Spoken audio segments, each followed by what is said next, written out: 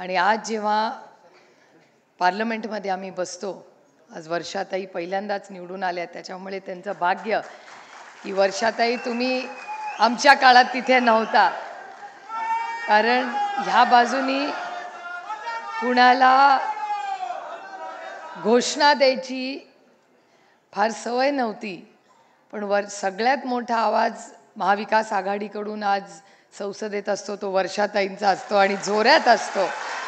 ही आमच्यासाठी एक खूप कौतुकाची आणि अभिमानाची गोष्ट आहे. याचबरोबर जेव्हा संसदेतलं वातावरण अनेक वेळा पत्रकार मला विचारतात दिल्ली कशी आहे, म्हणलं दिल्ली में हवा बहुत बदल चुकी है.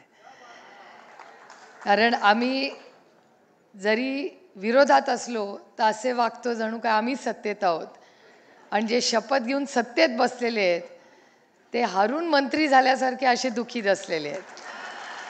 त्यामुळे दिल्लीतलं वातावरण खूप बदललेलं आहे. आता आपल्याला महाराष्ट्रामधलं वातावरण बदलायचं आहे, आणि नुसतं वातावरण नाही, सरकार बदलायचं, ही मोठी जबाबदारी आपल्याला सगळ्यांना इथून घ्यायची आहे. उद्धवजींच्या आणि आदरणीय जयंतरावांच्या भाषणामध्ये पुढची दिशा ही आघाडीची काय असेल, जागा वाटप ह्या सगळ्याबद्दल त्या दोघांनी आपल्याला मार्गदर्शन केले आहे. मी कार्यकर्त्यांच्या मनातला एक विचार आपल्या सगळ्यांना, आणि आता नानाही आलेले आहेत, मी विनम्र विनंती करीन सगळ्या कार्यकर्त्यांच्या आणि पदाधिकाऱ्यांच्या वतीने की तुम्ही जो काय निर्णय, कुणाला जे तिकीट द्यायचं आहे ते द्या, पण लवकरात लवकर ते अनाउन्समेंट करा, कारण आज प्रचंड उत्सुकता आहे. प्रत्येकाला काम करायचं आहे. सगळ्यांच्या यात्रा सुरू झालेल्या आहेत. यात्रांना अतिशय अपेक्षेपेक्षा जास्त रिस्पॉन्स येतो, आणि मला खरं तर विचाराल तर आपले जेव्हा एवढ्या मोठ्या संख्येने निवडून आले, मला ज्या दिवशी मी आणि अमोलदादा निवडून आलो, आमच्या सीट काही प्लसमध्ये धरल्या नव्हत्या, त्याच्यामुळे सगळ्यात जास्त संघर्षात, आणि माझं म्हणजे त्या सगळ्या भगिनींमध्ये ह्या भगिनीवर सगळ्यात जास्त विशेष प्रेम असल्यामुळे माझ्याकडे सगळ्यांचंच जास्त लक्ष होतं. आणि जेव्हा त्याच्यावर बोलणार आहे मी,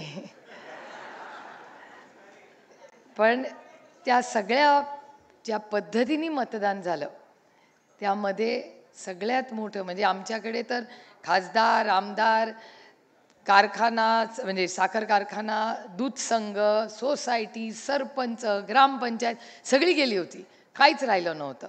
म्हणजे मी आणि अमोलदादा एकामेकाला फोन करून म्हणायचं आता काय करायचं, ते म्हणले आता काय करायचं. असं करत करत आम्ही दोघांनी प्रचार केला.